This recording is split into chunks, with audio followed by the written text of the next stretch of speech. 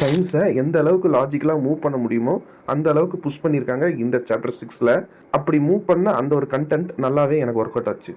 And கேமோசாட்ஸ்ல இருந்து யார் escape ஆக போறாங்கன்னு நான் ரிவீல் பண்ணல. பட் ஆனால் அந்த 2 கேரக்டர்ல ஒரு கேரக்டர் கொடுக்குற அந்த ஒரு கான்வர்சேஷன் இன்னொரு கேரக்டருக்கு எந்த அளவுக்கு மோட்டிவேஷனா அமையுது அப்படிங்கிற ஒரு சீனை வந்து ரொம்ப அழகா எடுத்து கொடுத்துருக்காரு டைரக்டர் ஷான் லெவி.